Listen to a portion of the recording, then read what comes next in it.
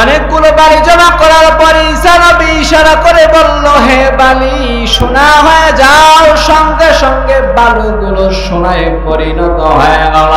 ঈসা আলাইহিস সালাতু ওয়াস সালাম সোনাগুলোকে 3 ভাগ করলেন। করার পরে একটি ভাগ ঈসা আলাইহিস সালাতু ওয়াস সালাম নিজে নিলেন, আরেকটি ভাগ খাদেমকে দিলেন। আর খাদেমকে উদ্দেশ্য করে বললেন, রে খাদেম, সোনার ভাগ 3টা, একটা আমি নিব, আর একটা তুমি নাও। আর একটা যে রুটি নিয়েছে তার। সঙ্গে সঙ্গে খাদেম বলে উঠল, রুটি তো আমি নিয়েছিলাম, আমি খেয়ে ফেলেছি।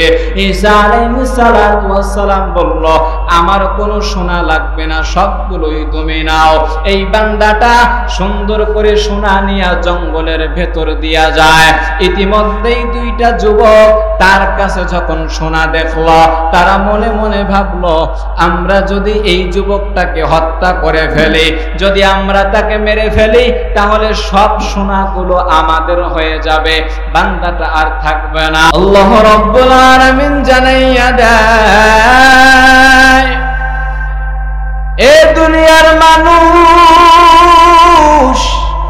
আমি তোমাদেরকে দুনিয়ার জমিনে এমনি এমনি পাঠাই নাই। আমি আল্লাহ রাব্বুল আলামিন তোমাদেরকে দুনিয়ার জমিনে কেন পাঠাইলাম জানো?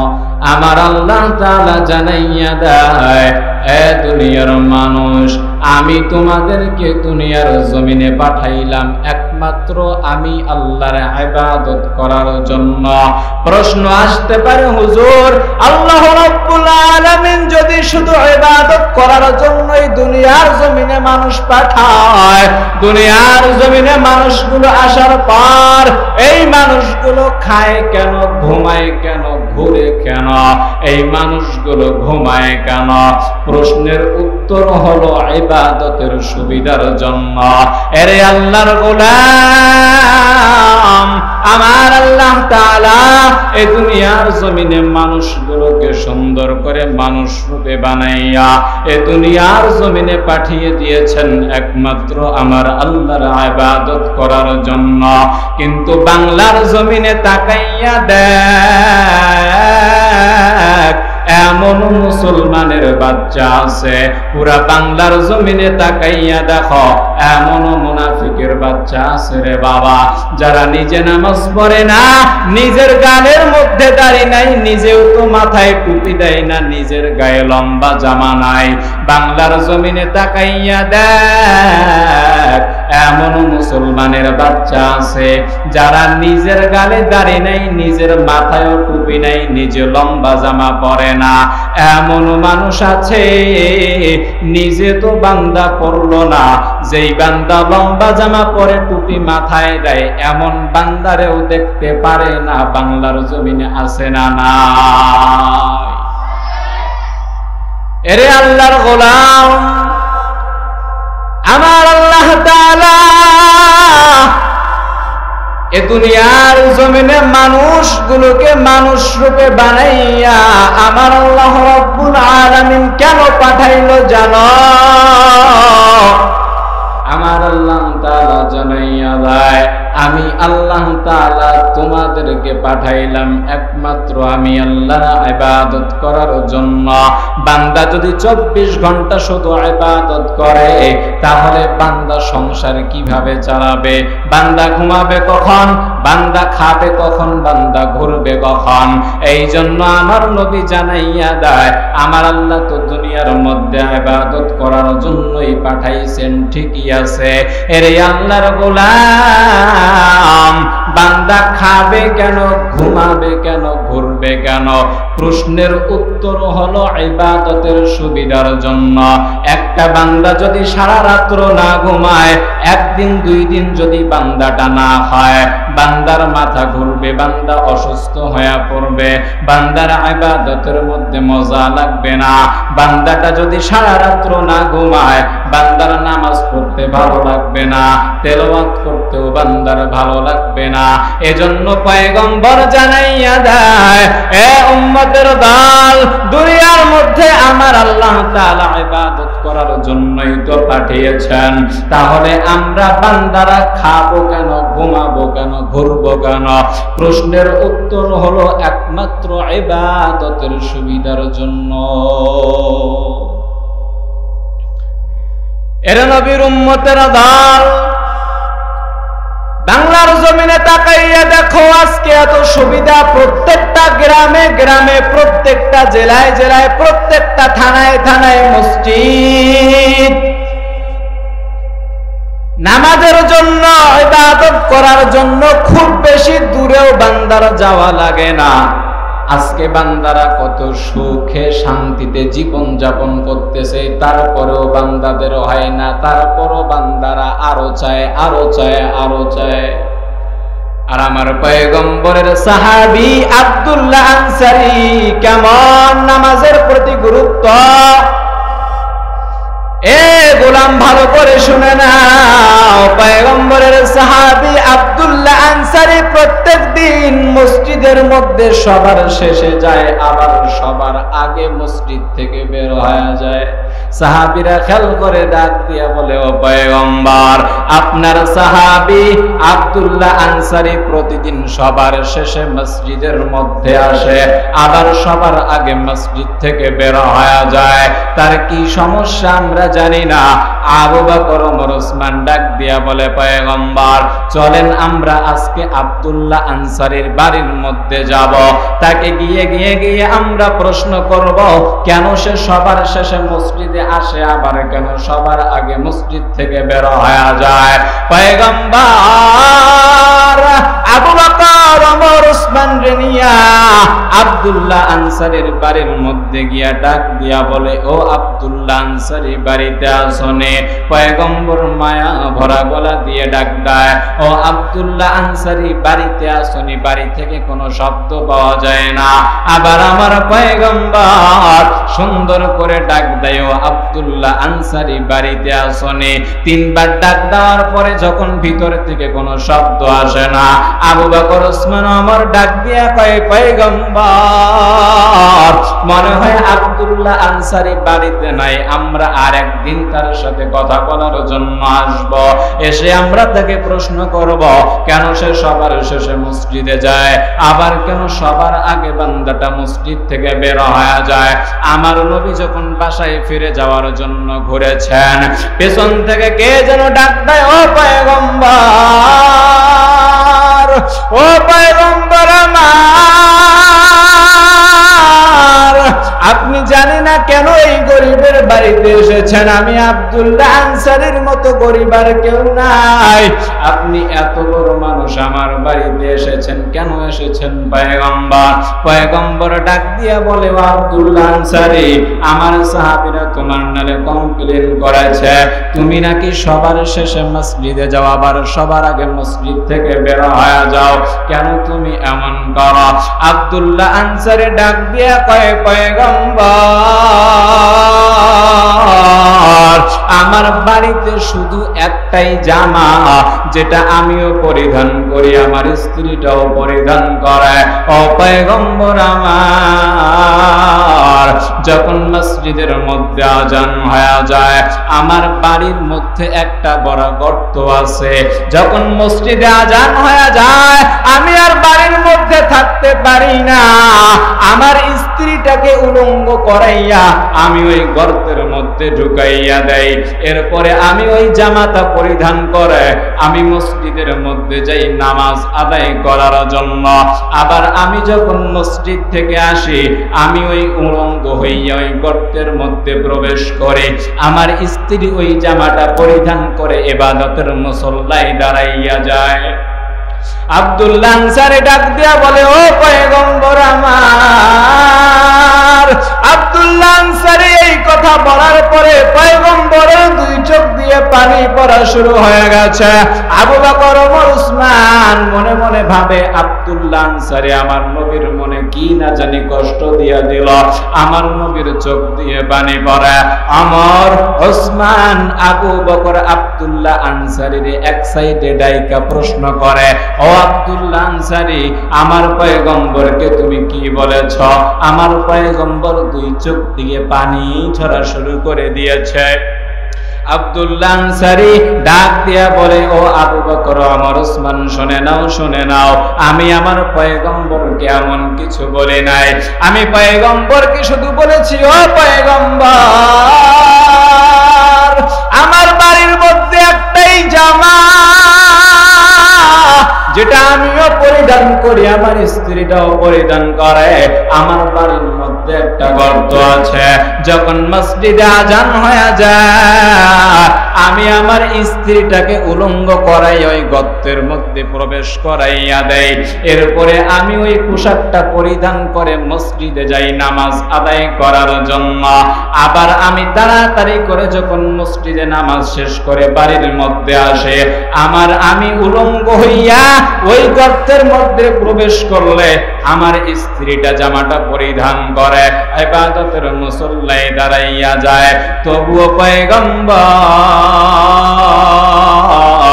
একটা জামা সত্ত্বেও, এত কষ্ট হওয়া সত্ত্বেও আমি জামা ছাড়া নামাজ আদায় করতে পারি না। এরে আল্লাহর গোলাম, এত কষ্ট হওয়ার পরে সাহাবী জামাতের সাথে নামাজ আদায় করা বাদ দেয় না। আর আজকে বাংলার জমিনে তাকাইয়া দেখো, বাংলার জমিনে তাকাইয়া দেখো, মানুষের অভাব নাই, তিন বেলা সুন্দর কইরা খায়, এত সুন্দর সুন্দর ড্রেস আর বান্দাটা পরিধান করে, তারপরে বান্দাটা নামাজের মুসল্লায় গিয়া দাঁড়ায় না। এরে আল্লাহর গোলাম, দিনের পর দিন চলে যায়, সপ্তাহের পর সপ্তাহ চলে যায়, মাসের পর মাস চলে যায়, বছরের পর বছর চলে যায়, বান্দাটা মসজিদের মধ্যে গিয়া কপালটা লাগায় না, বান্দাটা মসজিদের মধ্যে গিয়া কপালটা লাগায় না। এরে আল্লাহর গোলাম, রাতে তুমি ঘুমাইয়া গেলা, ফজরে যখন তুমি উঠবা, আমার আল্লাহ না করুক যদি খোদা না খাস্তে এমন হইয়া যায় তোমার চোখ দুইটা বন্ধ হয়ে গেছে আর তোমার চোখ দুইটা খোলে না, আমার মাওলায় যদি তোমার চোখ দুইটা বন্ধ কইরা দেয়, দুনিয়ার আর কোনো কিছু তুমি দেখতে পারবা না। সেদিন বুঝবা চোখ বন্ধ হয়ে গেলে কেমন জ্বালা, কেমন যন্ত্রণা।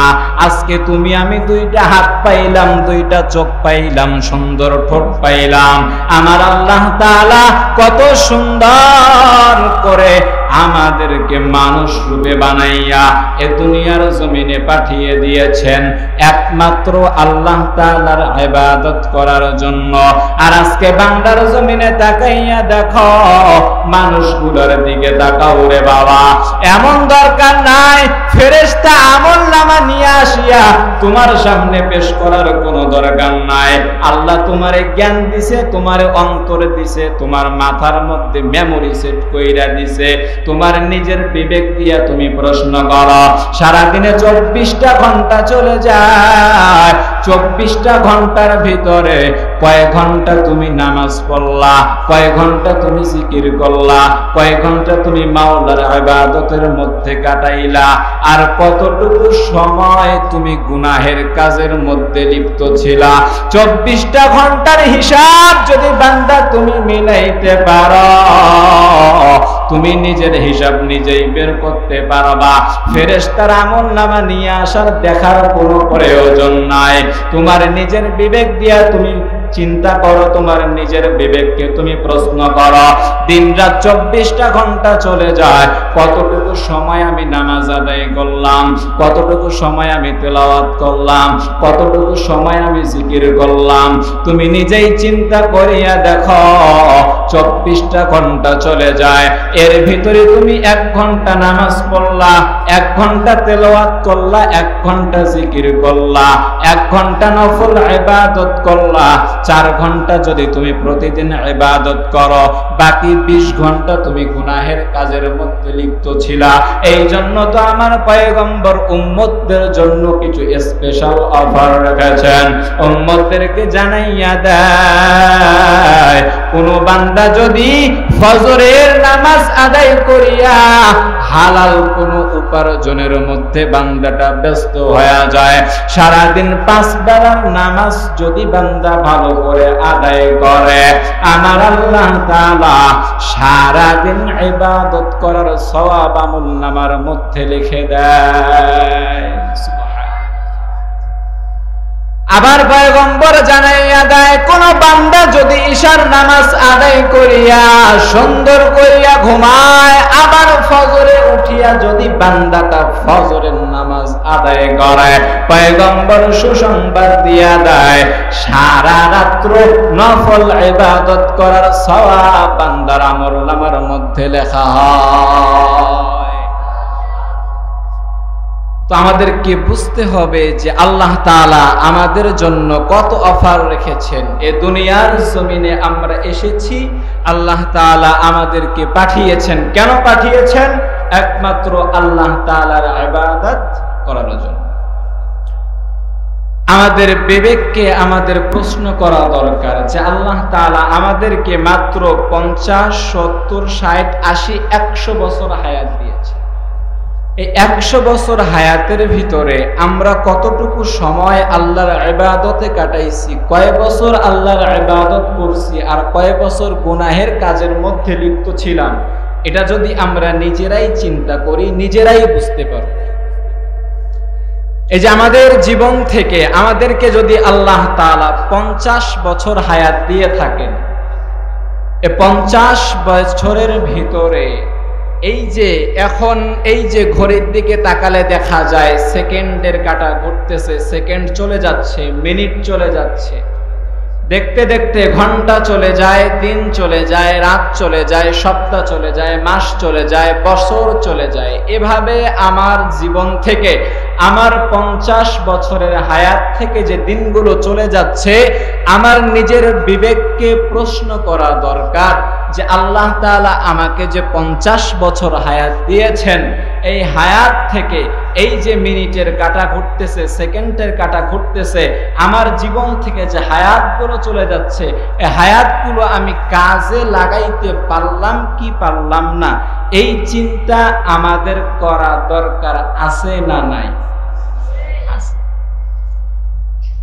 সম্মানিত হাজিরিন, আমরা যারা এখানে বসছি, যাদের বয়স অনেক কম, 12 থেকে 14 থেকে 15 বছর হয়েছে, আজ থেকে নিয়ে 5 বছর পরে এই ছোট ছোট বাচ্চারা বা যার বয়স 15 বছর হয়েছে, আজ থেকে নিয়ে 5 বছর পরে এই বান্দাটার বয়স 15 বছর থাকবে না, 20 বছর বয়সে বান্দাটা পরিণত হয়ে যাবে।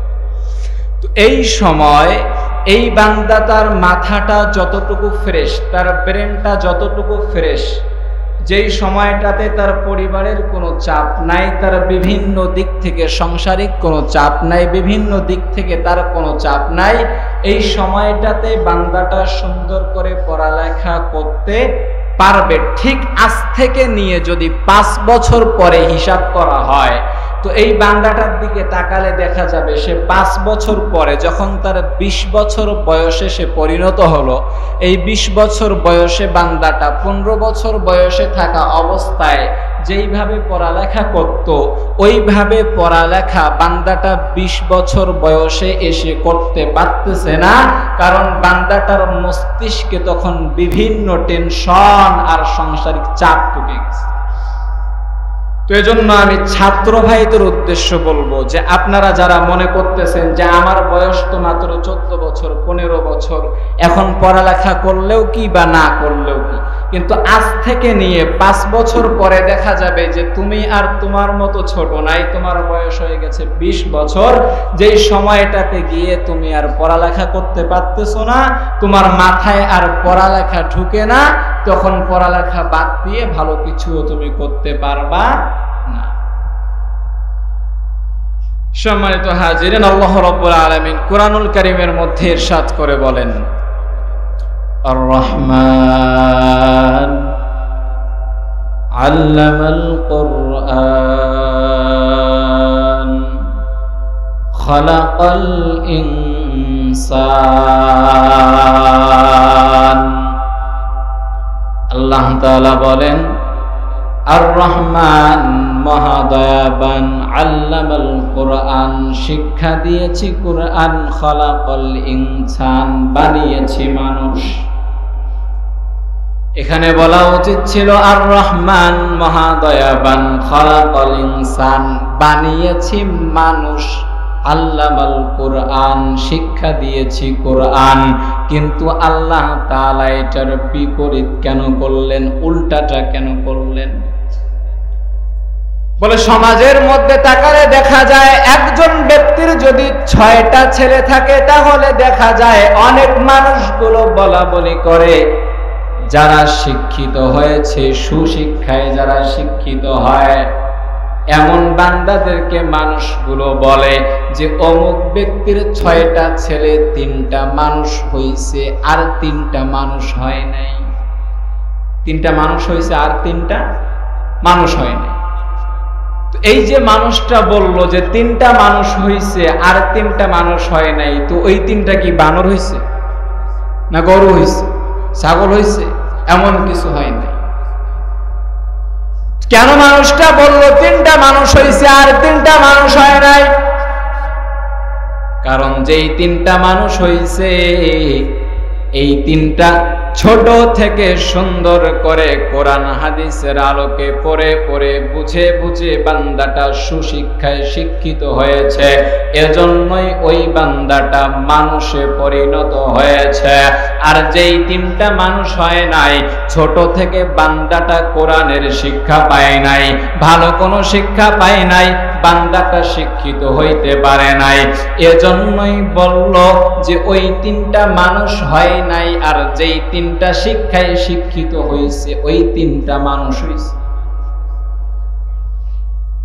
এটার দ্বারা বোঝা যায় শুধু মানুষের আকার আকৃতি দেখলে বোঝা যায় না সে মানুষ, মানুষের ভিতরে মনুষ্যত্ব থাকতে হয়, তাহলে ওই বান্দাটা মানুষে রূপান্তরিত হয়, পরিণত হয়। শুধু মানুষ রূপে দেখলেই মানুষ হওয়া যায় না, মানুষ হওয়ার জন্য বান্দার কিছু গুণ লাগবে। এই গুণগুলো যখন বান্দাটা নিজের অন্তরের মধ্যে ঢুকাইতে পারবে, নিজের আখলাকের মধ্যে, নিজের চরিত্রের মধ্যে বান্দা যখন গুণগুলো ঢুকাতে পারবে, তখনই বান্দাটা সত্যিকারের মানুষে রূপান্তরিত হবে, পরিণত হবে। যেমন ছোট্ট একটা ব্যাখ্যা দিলে বোঝা যায় যে এখানে যদি 2টা বোতল রাখা হয় বা গ্লাস রাখা হয়, একটার মধ্যে 7 আপ রাখা আর একটার মধ্যে প্রসাব রাখা, তো এক গ্লাসের মধ্যে 7 আপ আর একটার মধ্যে প্রসাব, দুইটাই দেখতে এক, কালার এক। ঠান্ডার দিনে প্রসাব করলে এই প্রসাব গ্লাসে ভরলে আর সামনে রাখলে দেখা যাবে ধোঁয়া ওঠে।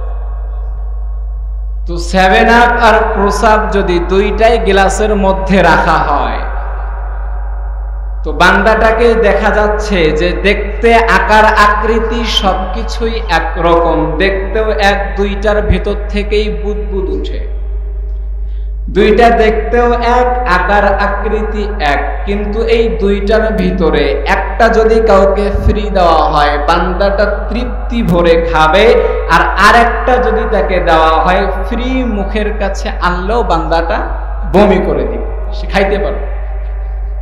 তো দুটা দেখতে এক, কালার এক, আকৃতি এক, সবকিছুই এক, আসলে কি দুইটা এক?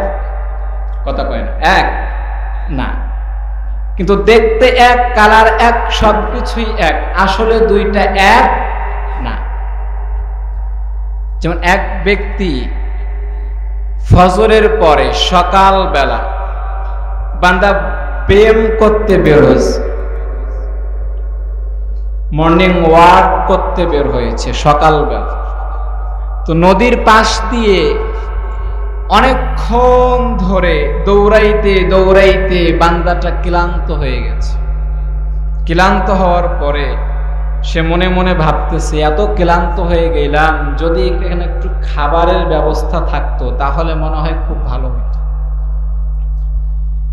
তো এই বান্দা এই কথা বলতে বলতে না বলতেই দেখে সামনে সুন্দর একটা নান রুটি, গোল একটা রুটি সুন্দর করে তার সামনে পড়ে আছে।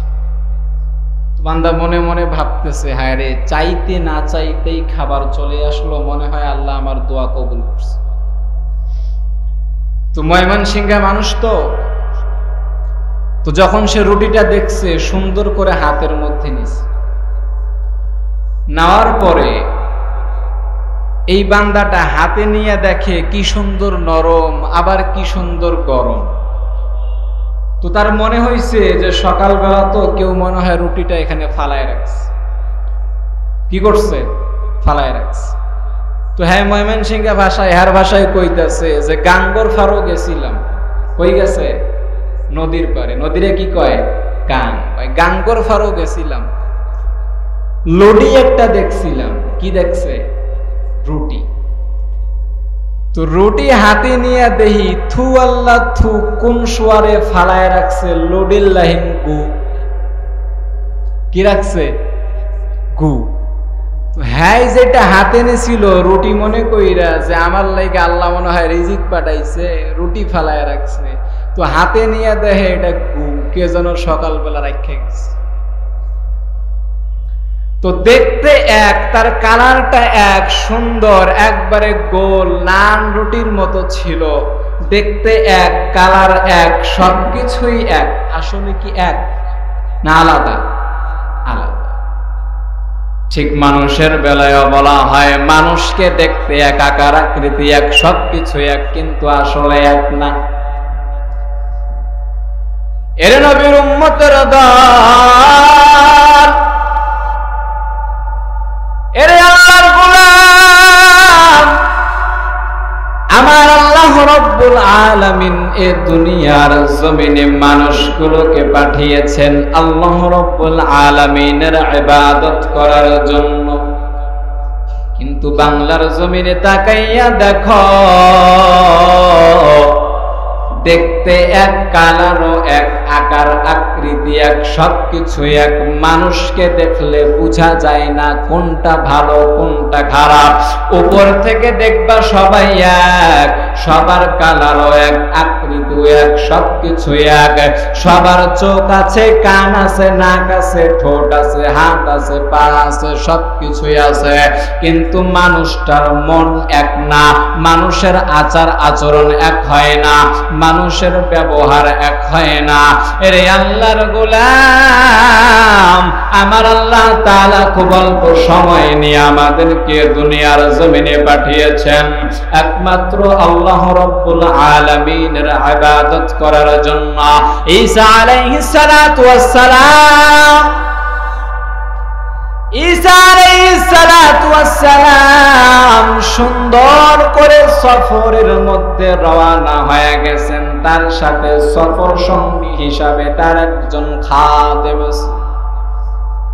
ঈসা আলাইহিস সালাতু ওয়াস সালাম তার সঙ্গে 3টি রুটি নিয়েছিলেন। কয়টি রুটি? 3টি। ঈসা আলাইহিস সালাতু ওয়াস সালাম সফরে বের হওয়ার পর কিছু দূর যাওয়ার পর ঈসা নবীর ক্ষুধা লেগে গেছে। খাদেমকে বলল, রে খাদেম, ক্ষুধা লেগে গেছে, সাথে তো মনে হয় 3টি রুটি আছে, কোথাও বসে আমরা রুটিগুলো আহার করে ফেলি। ঈসা আলাইহিস সালাতু ওয়াস সালাম খাদেমকে নিয়ে সুন্দর করে 2টি রুটি আহার করলেন। অবশিষ্ট 1টি রুটি খাদেমকে দিয়ে বললেন, রে খাদেম, রুটিটি তোমার কাছে রাখো, আমি নদীতে গিয়া পানি পান করে এখনই আসব। ঈসা আলাইহিস সালাতু ওয়াস সালাম খাদেমকে রুটিটা দিয়ে সুন্দর করে নদীতে চলে গেছে পানি পান করার জন্য। ঈসা আলাইহিস সালাতু ওয়াস সালাম পানি পান করিয়া আসিয়া দেখে অবশিষ্ট 1টি রুটি নাই। খাদেমকে বলল, রে খাদেম, আমি যে এখানে 1টি রুটি রেখে নদীতে গেলাম পানি পান করার জন্য, রুটিটি কে খেয়ে ফেলল? খাদেম বলে আমি জানি না, আমি জানি না।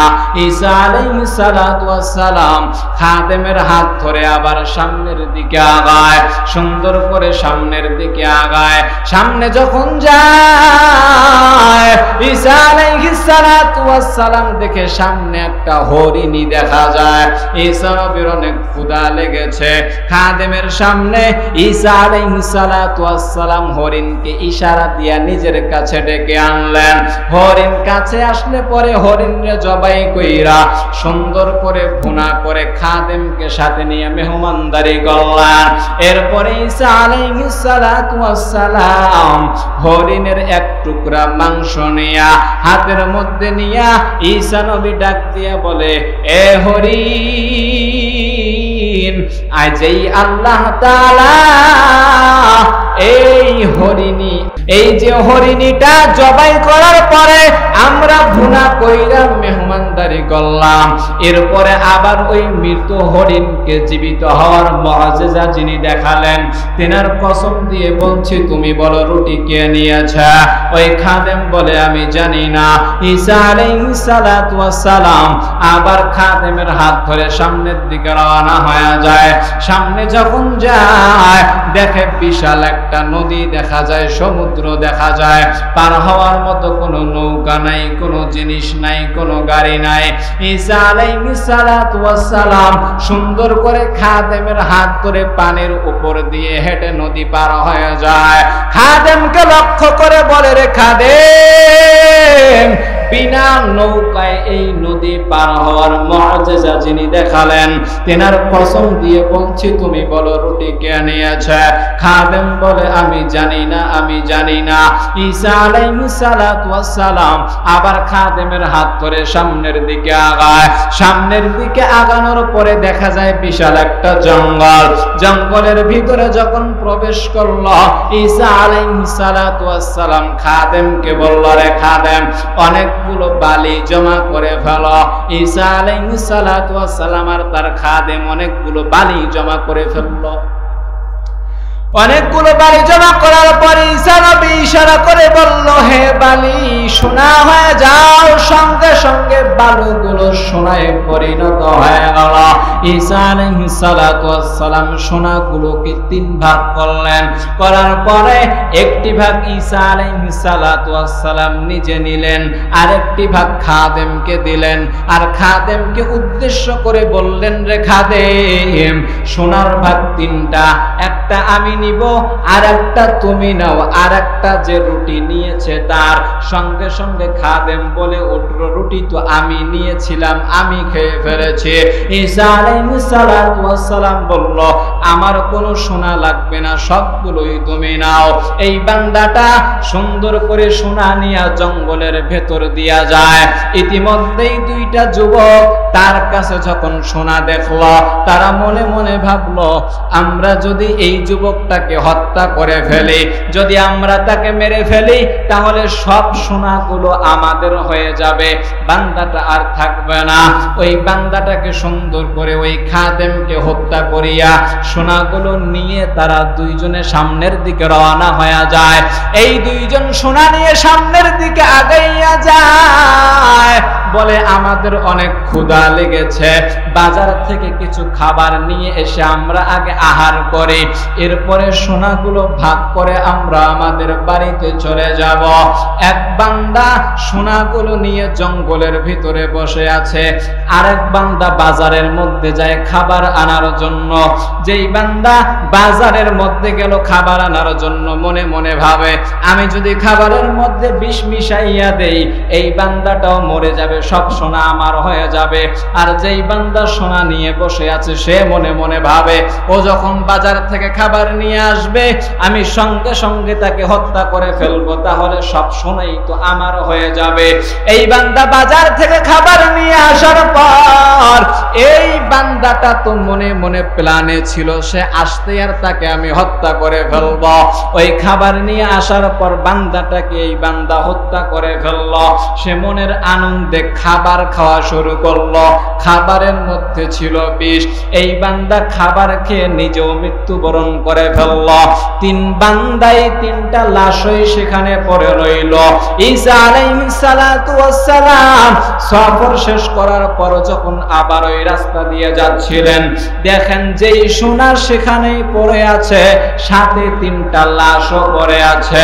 ঈসা আলাইহিস সালাতু ওয়াস সালাম ওই গ্রামবাসীদেরকে ডাক দিয়া বললেন, লোভে পাপ, পাপে মৃত্যুর লোভ করিও না, কারণ বান্দা তুমি লোভ করলেই শেষ হয়ে যাবা। এরে আল্লাহর গোলাম, আমার আল্লাহ তাআলা এ দুনিয়ার জমিনে আমাদেরকে খুব অল্প সময় দিয়ে পাঠিয়েছেন। এ দুনিয়াতে কার কয়টা বাড়ি আছে, কার কয়টা গাড়ি আছে, এগুলো দেখে কোনো লাভ নাই। নিঃশ্বাসটা যদি বন্ধ হয়ে যায় আর কোনো বান্দা তোমার খোঁজ খবর নিবে না। এরে বান্দা তুমি তাকাইয়া দেখো, তোমার কোন আত্মীয় স্বজনদের দিকে তুমি তাকাও। যেই বান্দাটা মৃত্যুবরণ করেছে, ওই বান্দাটা যখন কবরের মধ্যে চলে যায়, কবরের মধ্যে যাওয়ার পরে 40 দিন পর তার কবরের পাশে কেউ যায় না। আমি আজকে আব্দুল্লাহ আল মাহমুদ এইখানে বয়ান করি, আমি যদি এখন মরিয়া যাই, 1-2 দিন আমার কবরের পাশে আত্মীয় স্বজনরা গিয়ে দাঁড়াইয়া মুনাজাত করবে। 3-4 দিন পর আর কবরের পাশে গিয়ে দাঁড়াবে না। এরে আল্লাহর গোলাম, দুনিয়াতে কেউ কারো আপন না, আর আমার আখিরাতের মধ্যে একমাত্র আপন আমার আল্লাহ। এজন্য আমরা চেষ্টা করব নিজের জিন্দেগি সাজাইয়া যেন আমরা কবরের মধ্যে যাইতে পারি। এ জীবনে না করিলাম বন্দেগি, গুনাহ করে কাটাইলাম জিন্দেগি, গুনাহ করে কাটাইলাম জিন্দেগি। এ জীবনে না করিলাম বন্দেগি, গুনাহ করে কাটাইলাম জিন্দেগি, গুনাহ করে কাটাইলাম জিন্দেগি। তওবা করে